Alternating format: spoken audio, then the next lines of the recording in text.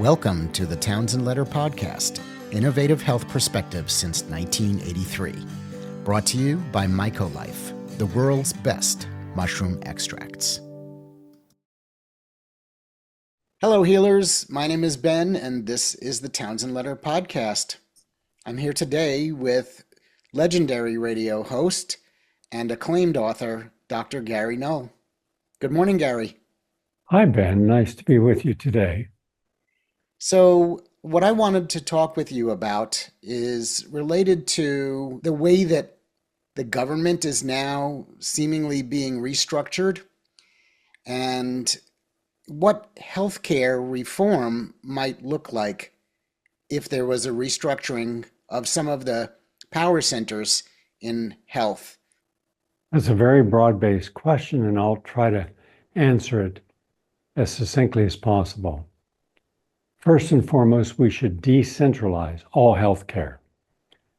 As long as it's within the hands of just a few individuals, let's say about 10 individuals, of course, the most important being the head of Health and Human Services, which is the umbrella that oversees all governmental health agencies, the National Cancer Institute, the National Institute on Aging, the CDC, the FDA, the USDA, which has been very important. It controls our diet. It controls the so-called science behind the basic four food groups that we should be eating which we should not be eating in point of fact.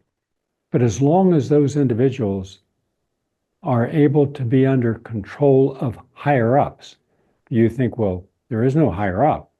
I mean, the Surgeon General is supposed to speak on behalf of health of all Americans. It shouldn't be political, but it is political because you have not seen a single head of a single governmental agency, not the National Institute of Allergy and Infectious Disease, with Anthony Fauci heading that for the last 45 years, even though he's now retired, because none of those people are policymakers, not one. In fact, we've never had, unless it was our very first head of the FDA who quit because of so much corruption. We haven't had a single person that's been accountable to the American people. Every single person who's headed an agency, and that's all agencies, has been accountable to the people who are more powerful than they are. Mm-hmm. And that would be BlackRock, State Street, Berkshire Hathaway, Fidelity, and Vanguard. Now, you may not have heard of those companies, but those companies own stock in thousands of companies, every big company you can imagine, every industry you can imagine. Whether you buy a Coca-Cola or Pepsi-Cola or a fruit drink, they own the stock. They own enough stock. It may not seem like a lot. They might own 2% to 5%. That's enough in these gigantic corporations to give them a person on the seat of the board of directors, which is the policy-making end. So when you hear that Vioxx, an anti-arthritic drug that was used almost exclusively above all others, was able to kill anywhere on the low end from 60,000 to the high of 500,000 over a 4-year period and never be officially withdrawn by the FDA. It was voluntarily withdrawn after they had gained $12 billion in sales. They got to keep all their ill-gotten gains. That's like a bank robber being caught robbing a bank, but we're not going to send you to jail and keep all the money. That's exactly, and I mean exactly, how all of our governmental agencies have acted. They're all corrupt. Now, you may not have all the people, by no means am I suggesting that all the people working for any agency are corrupt. That would be an overstatement and inaccurate.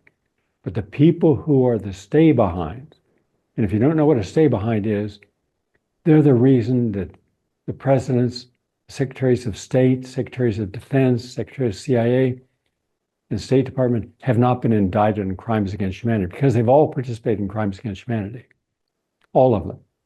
Multiple crimes against humanity. And the stay-behinds are about 4,000 to 5,000 individuals who were selected to protect the legacy of the person who was in power. And that is unfortunate because you can't name a single person in power who has been held accountable, who was indicted, who was perp-walked. Not one. But you can find people who are indicted who had committed no crimes, were reformers, and were shown nobody reforms the CIA. It's a world to itself, it's a power to itself. Or no one will reform Barack Obama or Bill Clinton or Hillary Clinton or George Bush or anyone else, including Donald Trump. And I believe that the only reason that you see Tulsi Gabbard, who can oversee the intelligence agencies, or Robert Kennedy Jr., who is now the new Health and Human Services, and he in turn has the power to control policy of all the other agencies. And he's the one who decides who gets checks and who gets nothing. And Anthony Fauci was the one who gave out all the checks. He was not authorized to do so, only in his area, but he was so powerful, highest paid government official, more highly paid than the President of the United States. That did not include all of his royalties that he got from the sale of vaccines.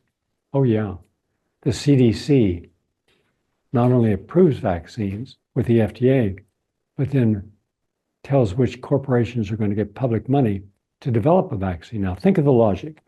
You're a corporation, and we have a so-called pandemic. You're given $2, $3, $4, $500 million to develop the vaccine that will help us. You then develop that vaccine, but there's no 7 to 10 year period of testing it, which is normal. Instead, you take it directly to the public. But you do it because there's a law within the FDA that says as long as there's another drug that can be used or a vaccine to help that disease, then you cannot quickly go to market with your product. But you want an emergency use authorization.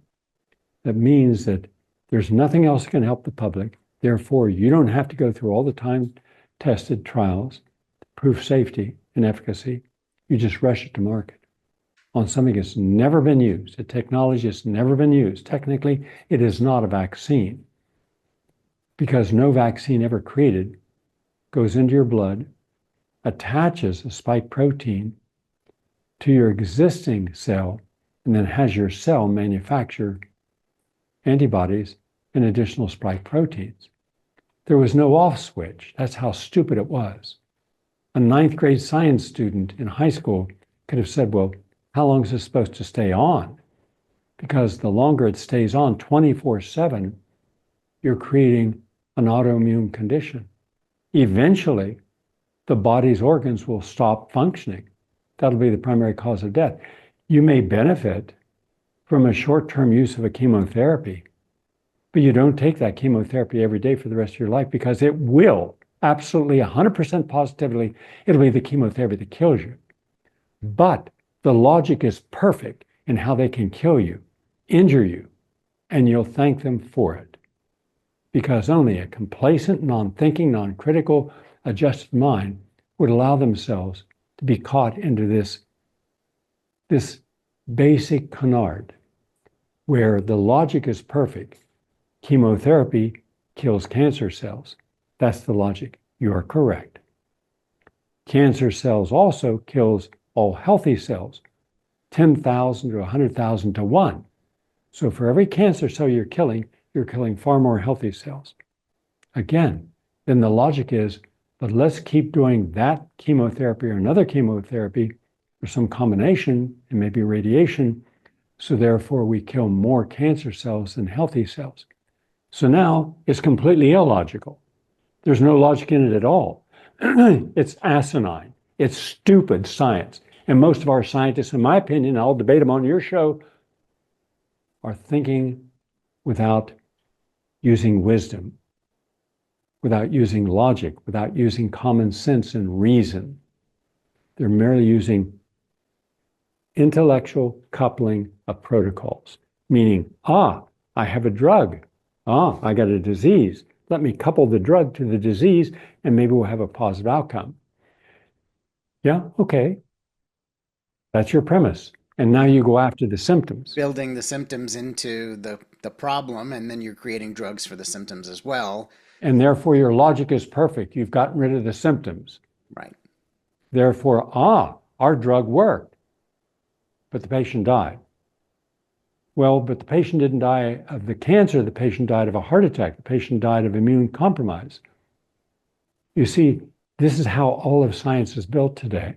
Mm-hmm. And who gets rewarded? The scientists in the government got over $400 million to share between them. Well, how biased does that make you of continued support a flawed paradigm? Also, at the time, we had to weaponize, and anyone who had vision could see it. We had to weaponize the entire medical scientific complex. Why? Because we had two known drugs. One would win the Nobel Prize that had been used billions of times for malaria, schistosomiasis, night blindness, parasitic infections in Africa. You're talking about ivermectin. Ivermectin. But another drug had been used not quite as long, but was also equally effective and safe, hydroxychloroquine. In fact, a top scientist, in fact, he sat on 6 different editorial boards of major scientific magazines. He was a master in both oncology and epidemiology at Yale University. He's head of a department, published over 300 peer-reviewed studies, multiple textbooks. This man started looking at hydroxychloroquine and saying this should be used. For that, he was excoriated, he was punished, his entire reputation was destroyed. In fact, the effort against him was so successful from the deep state that they had his own faculty members write a petition wanting him fired. His own colleagues who had worked with him on a good basis for decades said, get this virus out of here. And that's what happens when you challenge orthodoxy. But science prides itself in its orthodoxy. So unless I miss something, as a scientist, as someone who successfully completed 164 experiments, many of which you benefit from today, though you're not aware that I created this, those people who pride themselves in living by the consensus of orthodoxy are not practicing science, because science should never be orthodox. It should never be based on consensus, because once it's orthodox, it ceases being science. It ceases looking at its own deficiencies and limitations. It codifies that, solidifies the belief that anyone who challenges us now is wrong and a danger to us. Hence, you do not have the 10th person challenge. Now, you may not have heard of the 10th challenge. Are you familiar with the 10th person challenge? No, I haven't heard that term. What it means is this, and I was actually exposed to this when I was about 22 years old and a junior scientist at the Institute of Applied Biology. And as you know, the Institute of Applied Biology was one of the most respected scientific institutions in America, because it had been formed decades and decades before, when the Jewish scientists and physicians living in Paris, working at the Institute of Pasteur, or in Bulgaria or other countries that were being invaded by the Germans, when they no longer, in 1937, could practice medicine or couldn't teach at a university. They went to the United States, and one of them formed the Institute of Applied Biology, and from all over the world, these independent scientists came, brilliant minds, and that was the basis of it. So these were very, very heavy-hitting people. Mm-hmm. And I had just completed an experiment. And the experiment was that if you fasted rats, you didn't give them any food for 12 hours every day, and once a week, you gave them no food at all, but you gave them juices, that they would live longer.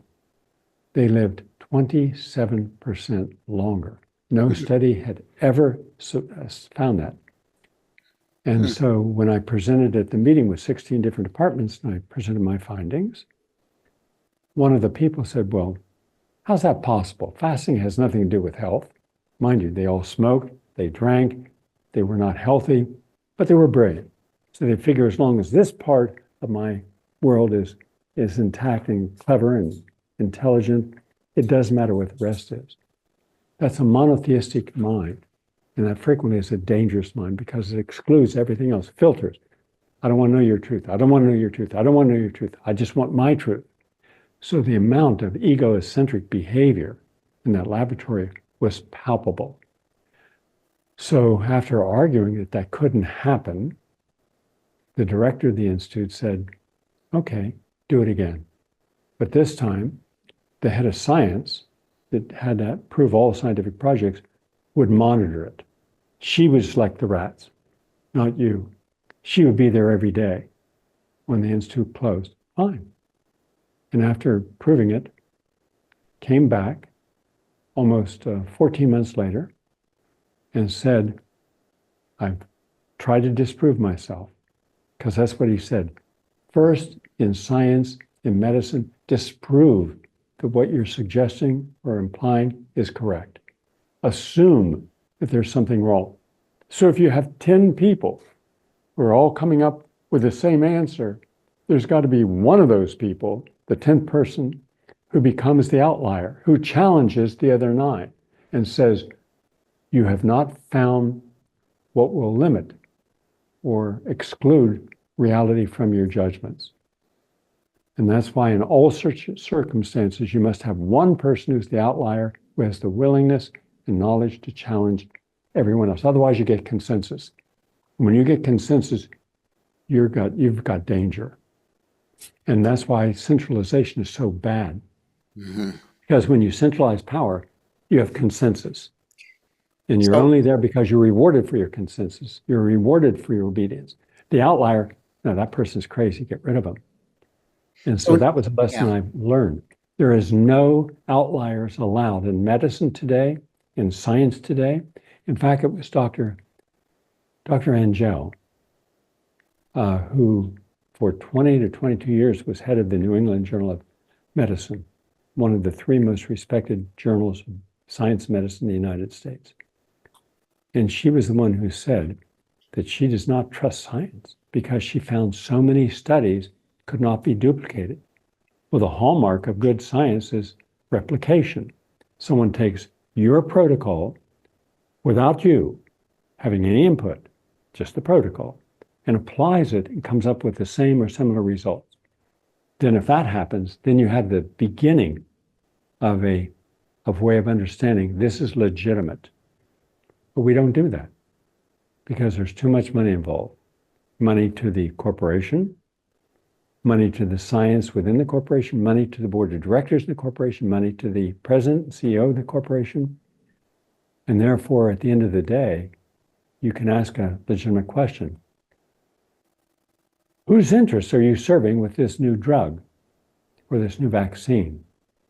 And have you tried to disprove yourself? Have you brought in outside people to disprove yourself? Because now, and the answer is no, we don't intend to disprove ourselves. To the contrary, with COVID, when we found out that there were over 1,000 different side effects, not total side effects, just different ones. So one person getting a vaccine can have over 1,000 different side effects. They couldn't have that. They said it was safe and effective, 95% safe. So everybody got on board. What was the proof? There was no proof. To the contrary, their own research showed that there was an astronomical amount of adverse effects. Guillain-Barré syndrome, myocarditis, endocarditis, embolisms, strokes.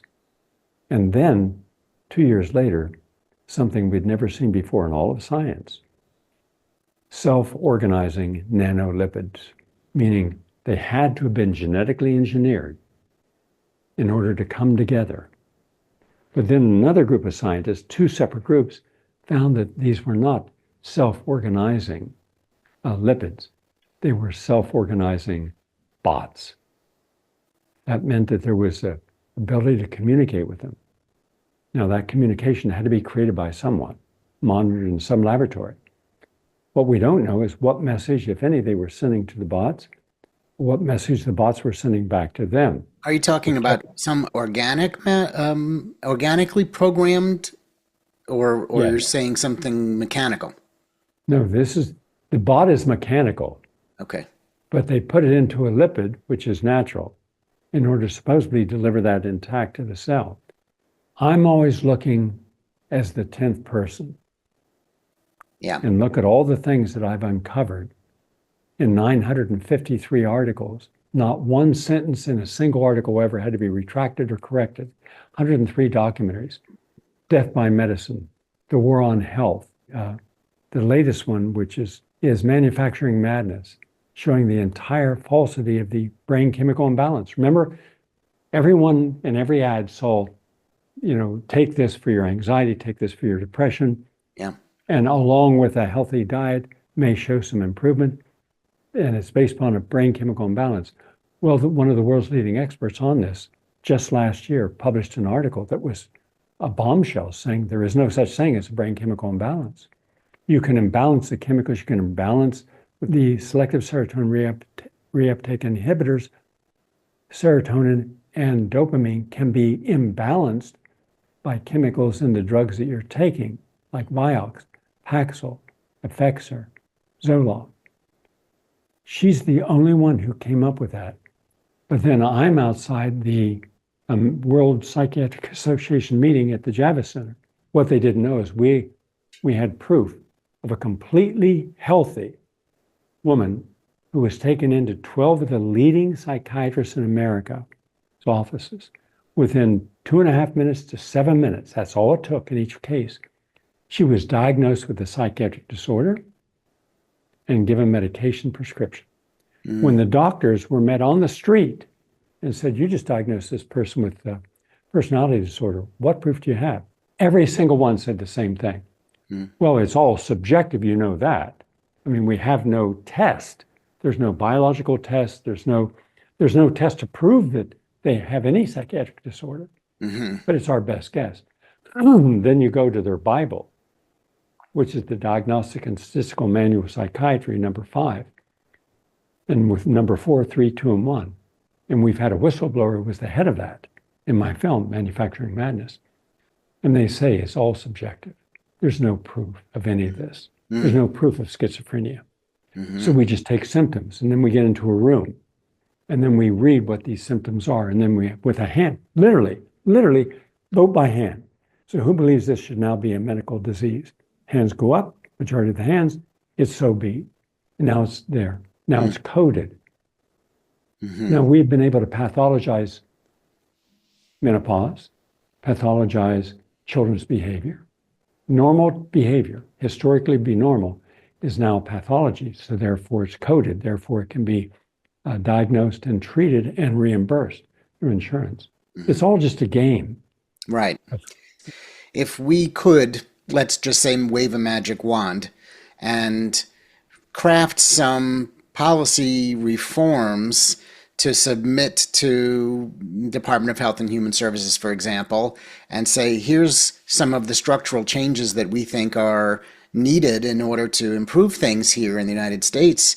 What might some of those policy shifts actually look like? And I'm not saying that I disagree with any of the problems that you've outlined, but I guess my approach is to try to say, okay, if we've identified a problem, what can we do? And when I say we, I mean we as the American public do to try to push towards some reforms that will have a meaningful effect on all of this, these problems. There is no positive answer. It won't work because I was trying to explain to you that there's a power base that controls policy that is not voted for. No one knows who they are. Only people who are in the field will know who someone is. But those are the people who decide, well, hold on a second. If you start saying that we should eat a healthier diet and we should put little documentaries into the school system from the first grade to the 12th grade and even in college that are mandatory that show you the importance of a diet, healthy diet, a clean living food, organic diet.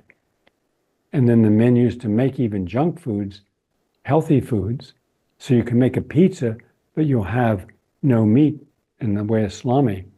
You won't have a brown crusted pie crust that the pizza's made on that's filled with acrylamides that are known inflammatory agents. You won't have cheese, which more often than not has a lot of hormones in it and is highly allergenic. Casein is a very highly allergenic product. So we make all this by dehydration, but it looks like smells like and tastes like a pizza. Okay, that's one way to approach it.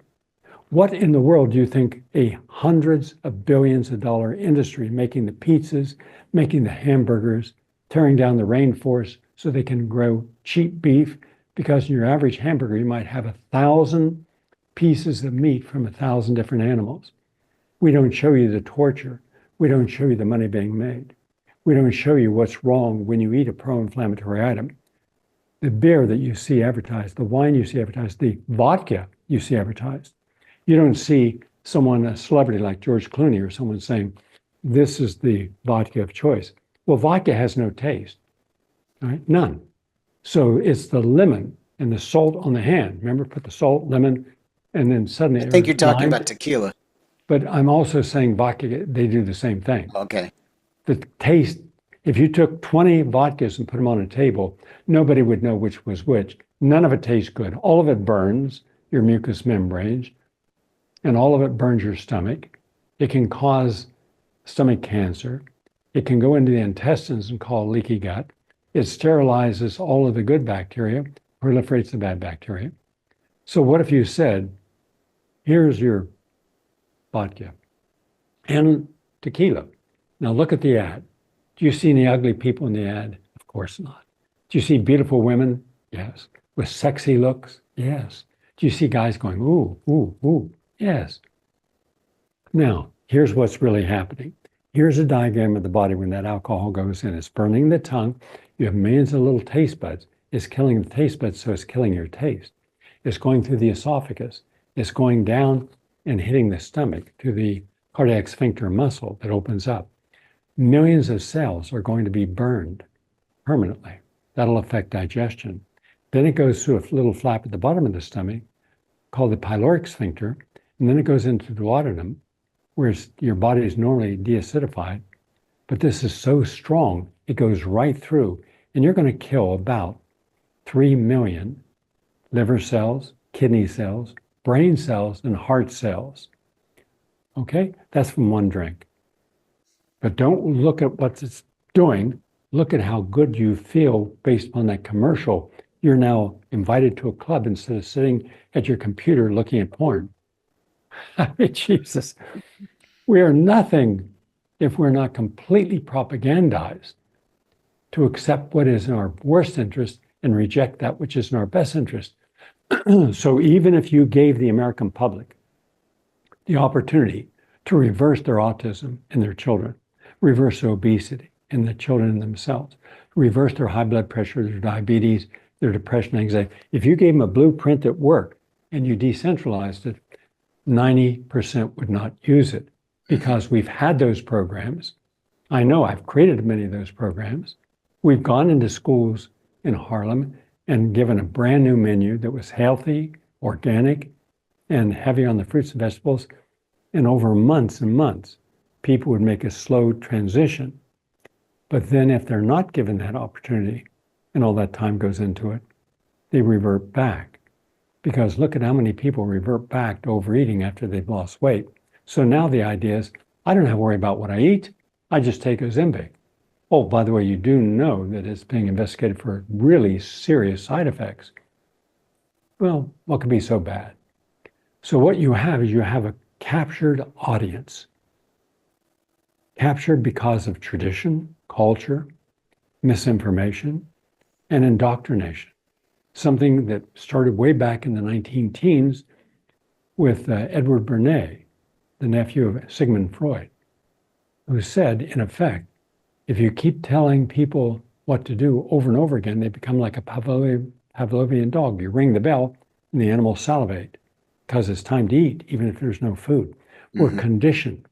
Our ads, like drive this car, and you're speeding on a rainy night, and it's dark, and you're in a silhouette of a city, much like Blade Runner, and you spin it around, and this attractive woman looks at this attractive guy, like they're both perfect models out of Italy, and suddenly you're supposed to want to buy that car, but you're not an attractive woman or attractive guy. You're just a normal person. But we want to make ourselves something more than what we are. But if we don't want to make ourselves something more than what we are, we then play upon what we are. So then we show on a football game or basketball game or whatever the game is on a Sunday, we show a bunch of guys looking like slobs, sitting around, drinking the beer, eating the pizza, or at the big pizza, not just, or a hamburger, but not just a hamburger, but a hamburger and a cheeseburger and a double hamburger with bacon and French fries and onion rings. Put it all on that bun. It's more than what can fit into your stomach, but who's cares? Does it look like we're here because we want to be healthy? Or a tailgate party? So they're showing the worst of human behavior and then trying to make it seem as if that's cool. I want to be that. And we see how it works with video games that are violent, and then how that violence they're seeing and participating in carries over into their life. Yes, 2 days ago in Los Angeles, a guy was on a bike and 20 to 30 people, young people, came out and just beat him almost to death. Why? Because they could and they were bored. And it's happened thousands and thousands of times. But we don't want to go in and do a real story. Talk with those people. Why did you decide to hurt another human being? We don't want the answers. Ben, we don't want the truth if the truth is going to challenge our comfort. And everyone's comfortable. Show me a person that's rich that wants less money, wants to spend more time with their friends, their family, their pets while they can. Everybody wants more of something. And we're not looking at how addicted we are as a nation. We are a sublimation nation. We sublimate everything. So now, you're Robert Kennedy. You've got a very flawed background in much of your life. But you also have done noble things that no one else has done. You beat Monsanto. Now there's been over 130,000 lawsuits filed. Over $11 billion was set aside by Bayer, the large German maker of drugs, who bought Monsanto to pay off this. Now let's go back to Vioxx, what I mentioned. So here you have rheumatologists who say that no food or beverage will cause or reduce suffering of arthritis, but the drug will help, COX-2 inhibitor, Vioxx. So they take the Vioxx, and now they end up with all these heart attacks and strokes, and a lot. So then they have 4 years to keep this on the market after Dr. Graham at the FDA found that they knew in advance this was going to cause heart attack and stroke. So what do they do with Dr. Graham? They do the right thing. They shut him up. I went down to Washington to film him. He's in my film on Death by Medicine. And there, he couldn't tell the world what he found. And yet that's his job. So at his job, if his job competed with the profits of a manufacturer that control the FDA, who do you think is always selected to head the FDA in its top offices and its consultants and its panels, advisory panels? Always it's the industries. It's the drug industries. So now they're not going to say they did something wrong. So they go ahead and allow all this to happen. Then a lawsuit's brought. It's settled for $5.4 billion, but the profit was $12 billion. Right. So you mean they're going to allow them to keep from 5 to 12 over $6.5 billion? Yes. And no one's going to be fined personally? No. No one's going to go to jail for having killed, murdered tens of thousands, possibly hundreds of thousands of American citizens? That's correct. And now Wall Street says, good, put it behind us. Lessons learned. There's never been a lesson learned in American history about anything. So if I'm trying to take what you're saying and think about this in terms of crafting policy, maybe what you're suggesting is that we have a tribunal for what we might call white collar crime or for crimes against humanity in the guise of profiteering off of the backs of humankind. Good for you. What do you think? Ben, you got it. We need a Truth and Reconciliation Commission. The whole bureaucracy has to be expunged. If we were going to make incremental change, what might some of those things be that would have the most meaningful impact in terms of some kind of a healthcare reform policy? Well, it's very simple. I just finished the longest, most comprehensive anti-aging study in American history. It was published in a peer-reviewed journal. I was supported with the methylation DNA test out of UCLA's Clock Center, the Life Extension Foundation, the Anti-Aging Foundation, the American Academy on Anti-Aging Medicine, the World Congress on Anti-Aging Medicine, all participated. Hmm. It was monitored throughout. And what did we prove? In my case, I'm just using myself, and it's right there in 67 pages of code. And when the code was recently, just last week, the code was broken to show I took a methylation test at the beginning. I took it 4 months later. My biochemistry had de-aged by over 15 years. Hmm. Seems impossible, Your but it's personal there. biochemistry? My personal biochemistry. The Hmm. evidence is overwhelming. It's there. It cannot be refuted. How do we get that into some kind of a policy proposal I've to? already submitted it to Robert Kennedy Jr. Oh, you did. Yes, I'm also submitting 9 documentaries. The first one tomorrow, showing the dangers of genetically modified food and Hmm. why you shouldn't take it into your body, why it's not the same as regular food. I'm showing all the science in it. And how And can I'm we showing, help? Like, let's say if somebody who's listening to this program says, "Oh, that sounds good. I want to support that." Is there some place they can go put like a like on it or upvote it or forward it to yes, their congressman yes, or what would they but do? there's a step everybody's missing. Everybody doesn't want to take this first step, What's even that? if it's the most important. If you don't take the first step, you're not going to have a second step. And that is, I found in my work over 58 years, I've been a scientist and PhD in human nutrition, public health science, registered dietitian, clinical nutritionist, etc. Counseled over 70,000 people individually, hundreds of thousands collectively. I've done over 112 clinical studies. And so all those are on GaryNull.com under articles. If you go under my scientific background, it shows everything I've done. If you go under the nutrition background, it shows all the things nutritionally. Now, the total sum of all this was in the anti-aging study, because half the people in the study, didn't gain anything. So when the first study was done, I couldn't publish it. Why? Because even though all the people were on campus for 2 weeks, and then they were followed every week for a 3-hour meeting on Sunday nights, and there was counseling to every person, no matter what issue they brought up, half the people didn't gain anything, but half the people gained somewhere around 3 years, 2.3 years, reducing their aging, and the highest was 5. One person had 5. But when you're averaging something, you have to have how many people over here didn't gain, how many people are gained, and you end up with those who didn't do anything, didn't follow the protocols. They brought the average of the persons down to 0. So you had a zero-sum gain. Well, you know you can't publish a scientific article with a zero-sum gain because you've proven nothing. You have to have a minimum of 5% change in the positive before it's relevant. So then we start to ask, what went wrong? And what went wrong is what I'm trying to share with you. People are lazy. People are unmotivated.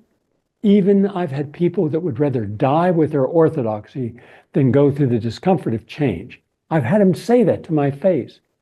I had a father who had terminal cancer, and their son and daughter, who were in their 40s, brought him to me. They listened to the show. The father didn't believe in any of this stuff. Well, my doctor says there's nothing more can be done. So why do I want to, with whatever time I have left, to discomfort myself? That's for the last week when they're giving me, opiates, so I Yeah, don't feel the pain of this cancer. yeah. So I got a person on the phone. Then I got another on the phone. I got 5 people on the phone who had terminal cancer, who today, 5 years later, had no cancer in their body. Because they And they made listened to each changes. one of those. And all these were highly motivating people. Hmm. And he said, I'm not convinced. And his son and daughter, she just started to cry. She said, why are you this damn stubborn? It's your life. He said, well, and it is my life, isn't it? So I'm going to do what I want to do. Now, that is the vast majority of people I counsel. They fight everything you suggest. So the human dynamic is not being, it's like we're using, okay, well, let's give them a healthy diet. Yeah, good. Okay. Let's give them more omega-3 fatty acids. Let's give them once a month intravenous vitamin C, which will restart their natural killer cell activity. So it's better to kill cancer cells that all of us have floating in our body, but the body's got a strong immune system, especially natural killer cell activity. It'll grab those into phagocytosis. It'll dissolve the cancer cells so it won't form into a tumor. Makes sense. Yeah, it's not expensive. It's easy to do. It's painless. Oh, and let's also intermittently fast. Let's go from dinner at 7 o'clock till breakfast at 7 o'clock, 12 hours minimum, where you're not consuming anything. That is proven in every study to extend the lifespan. Mm-hmm. Oh, and let's make sure we were exercising aerobically 45 minutes in the morning and 45 minutes after dinner in the evening. Lighter exercise at dinner, but it speeds up how the body can metabolize and keep the glucose level down. So right. You might have otherwise had a spike in your glucose, which is not good. And that can affect your eyes, speed up macular degeneration. Now you're going for a walk, a brisk walk, but not a race walk. And that's going to bring your blood sugar level down. So now you're not going to have that spike. So that's healthy. So a walk after a meal is healthy. Laying on a couch is not healthy. Going to a computer is not healthy. All right, that's doable. And let's take just to start with just a basic vitamin, not a drugstore vitamin. That's crap. But let's take a good multiple vitamin. There are hundreds of companies that, Life Extension gives them. And that gives you your vitamin C, your B complex, your vitamin D, B12, and folic acid in particular, up around 500 micrograms. So at least we know they're getting what their body cannot manufacture on its own. Good. A simple vitamin. How simple is it? Inexpensive, you take it, but it's not the drugstore. It's not the cheap stuff made in China. Then let's not bury our problems. Close the door on them. Try to hide them. How are you feeling? Feeling great. I don't sense you are. No, I'm okay. I'm not getting it. So just tell me what's wrong. Maybe I can help. Well, what good would it do? What good is anything going to do? I'm just one person. I don't have any power over anything. And so I find myself doing a lot of work for other people because it's expected of me, because it's always been. And I feel a lack of gratitude. I feel a lack of any empathy towards my work. I feel used, and I don't know how to speak up for myself. I'm more passive. Okay, you do realize that when you take that, you're going to raise your cortisol level, your epinephrine level, your levels of stress hormones, and that speeds up your death. You're only going to live about 26,000 days. How many more days can your body take that stress without a heart attack? And it's been proven that the more stressed you are. Why don't we put in there every day, let's start with 20 minutes of being in nature and meditating, just being with nature. Go out and sit on a bench in a park or by a river or the lake or in the woods, the desert. Let's just be a part of nature. And when any negative thought comes in, let it go. Let it go. Stay present. Stay present for the moment you're in. You don't have to think about anything. Just be present for the air. How wonderful is it when we're walking down the street and someone's cut their grass and that fresh smell of chlorophyll comes in. Reminds us when we were a kid, right? Mm-hmm. And let's be present with nature for 15 to 20 minutes a day, because that lowers our hormone levels. And when you lower your hormone levels, your body's DNA clicks on healing, where stress clicks on senescence, programmed cell death. Mm-hmm. So this is why the placebo effect is very important, but the nocebo effect is equally important. You can think yourself to death. In Aboriginal colonies, it's called bone pointing, where someone does something wrong, person points a bone, you go off, sit under a tree, and an hour later you're dead. Yeah, this is real. This is not made up. The placebo is enormously important. A doctor in Italy was told that this medicine was the most powerful natural medicine, would wipe out a person's symptoms of arthritis. The doctor gave it to his patients, and the patients improved. The doctor was then told that he was given a placebo, just a sugar tablet. The doctor's belief became the belief of the patients. Mm-hmm. That's how powerful belief is, providing it's a positive belief. But what if you don't believe that you're worthy? What if you have not been given the attention and time that you deserve growing up? Mm-hmm. What if you feel emotionally abandoned? What if your mother wanted to abort you because she's strictly Catholic and didn't, is living with the guilt, but she's living with the anger, she's pregnant? All that energy epigenetically, you're picking up in your cells. That means you're going to live your life feeling abandoned. You're going to make bad choices in who you have in your life. You're going to try to prove to the world that I deserve to be loved. Yeah, and you're going to find always the wrong person, and you're going to try to rescue the wrong people, the never do wells. You're going to try to rescue them. That means that you're living from stress to crisis to drama to stress to crisis to drama all the time, and you maladapt to it. You've just cut 10 years off your life expectancy. Let's make sure that we turn off all the electrics when we go to bed at night. Not just turn it off, but unplug it so no electric magnetic pulses hitting our body. Let's make sure that we're not eating anything that's pro-inflammatory. That's the single most important thing you can do. Let's get rid of all the colas. Let's have a fresh glass of orange juice, fresh glass of watermelon juice, put some lemon in it, fresh glass of celery cucumber with lemon. These are healthy. Your body thrives. You detoxify, you thin the blood, so you're less likely to have a stroke. Now, when that multiple vitamin you're taking, like vitamin E and tocotrienols, vitamin C, it's thinning the blood more. So now you have almost no chance of having a stroke because your blood is too thick. But if you're an average person eating a lot of meat and a little fiber, you're going to create the basis for colorectal cancer. You're going to be dehydrated. Coffee dehydrates you. Caffeine dehydrates you. Soft drinks dehydrate you. So now you're not even aware because you've never taken an impedance test to see how much your body's hydration level should be. It should be around 72%. You're down at 51%. Your blood is thick. So therefore, when you have that hamburger in a thick blood, and I've done this in the laboratory, I've shown patients in the laboratory, look at all those swirls, those clumps, that's fat. And all it has to do is adhere to red blood cells, and suddenly you've got a clot. Now then, let's take pomegranate juice every day, 8 ounces. Let's take beet juice, 8 ounces without the salt every day. Let's put at least 1,000 milligrams of potassium in our body. You want to prevent cancer?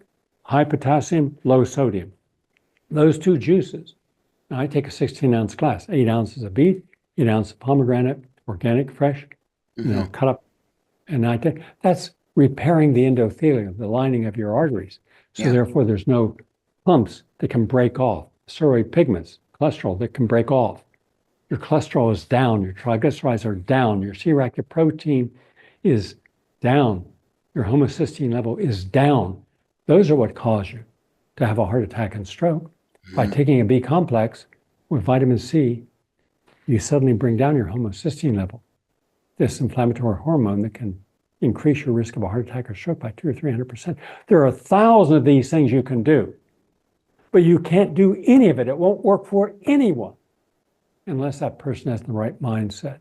So where you start this journey is not with a vitamin or a carrot or a sprout salad. You start with the dysfunction that is inherent within our conditioned mindset that allows us good people, to do wrong things looking for the right outcome. That will never happen. If you're a good person, do the right things and you'll get the right outcome. And that's what my studies, my research has shown. I've reversed tens of thousands of diseases. I mean, diseases with no medicine. And next time we talk, let's talk about, was there a cure for AIDS? That in itself is a whole discussion. Same protocols for AIDS, same protocols for COVID, same protocols for hepatitis, and you just alter them based upon the organ that's been affected, turning off the inflammatory response and then turning on the healing response. But now, virtually all of my studies, all of my clinical work, all my anti-aging studies, in fact, the first study I did 4 years ago, 2 weeks on campus and following every week, we had only a 27% adherence. When I talk with the people, why didn't you do these other things? Well, it's not a part of my daily habits. Give me every excuse in the world. But I'd given them over 31 lectures on the aging process, biochemistry, organs, glands, hormones, how to rebalance them. Everything you could possibly give someone, I gave them. Now, my last one, I didn't give a single lecture on health, not one, because that's not the problem. Ill health is not going to be changed by proper health. You have to understand the dynamic. And this is a dynamic the individual can change if they're motivated to, but won't change if they're not. And that is walk in the direction of your dysfunction. Embrace your negativity. Embrace your greed, your sarcasm, your bitterness, your jealousy, your envy.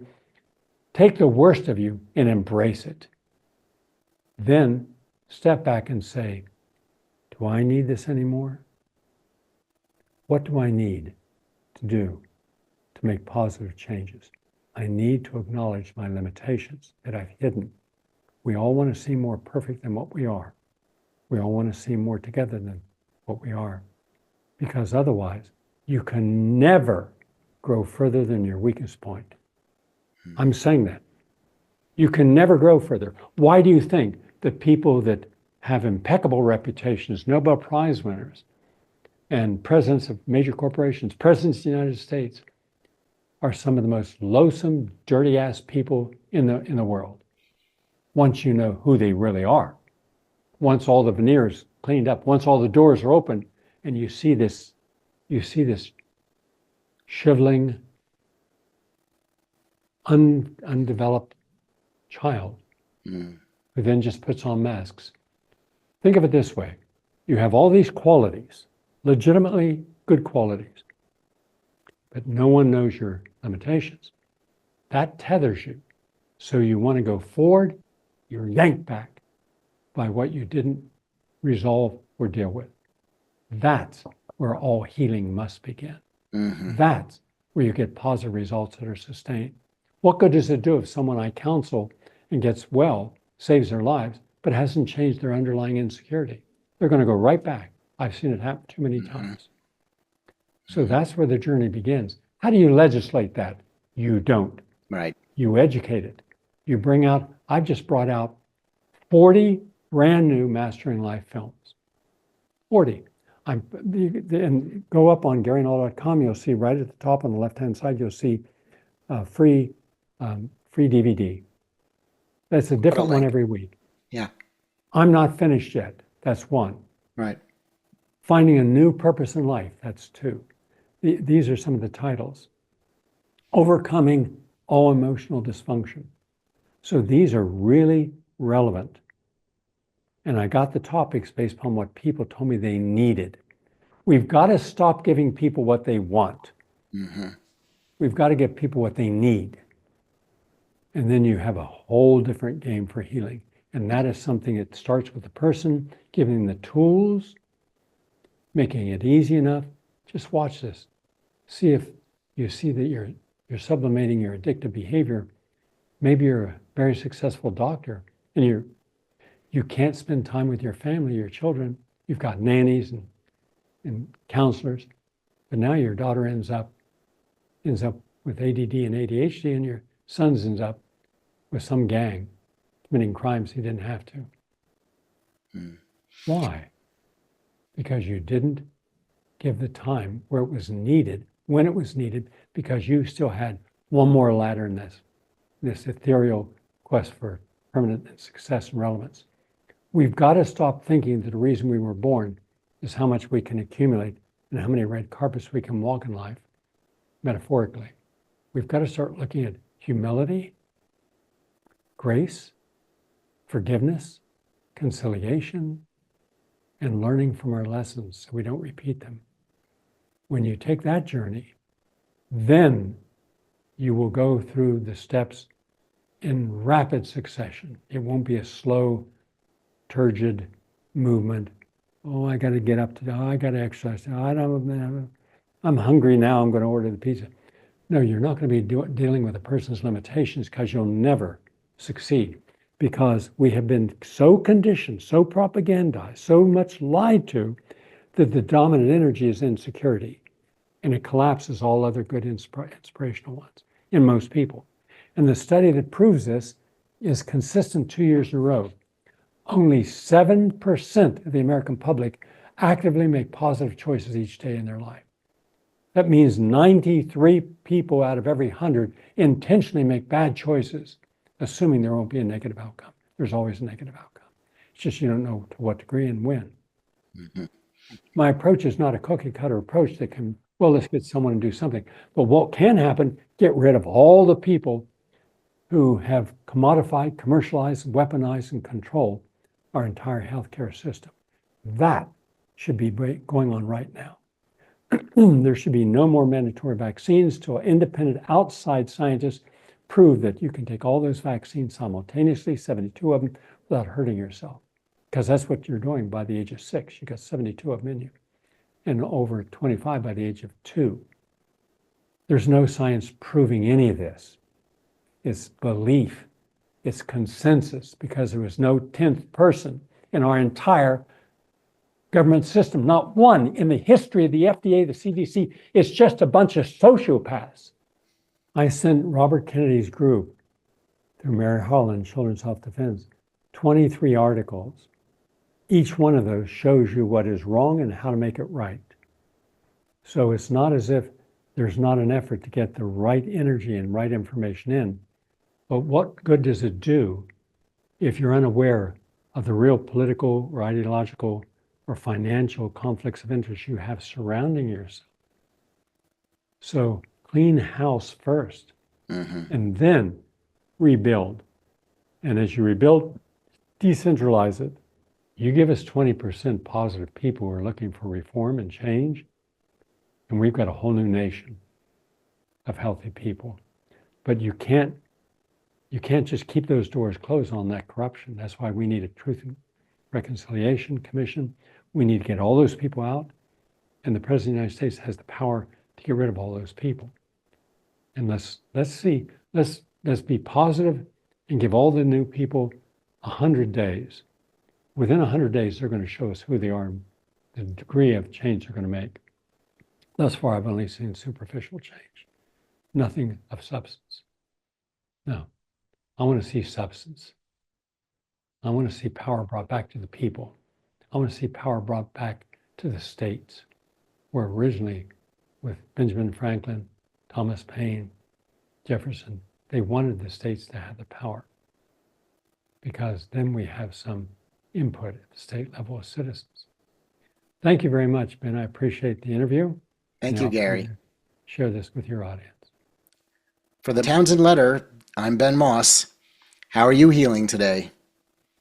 This podcast was brought to you by MycoLife, makers of the world's best mushroom extracts. Available exclusively at mycolife.us. Townsend Letter. Your subscription means the world.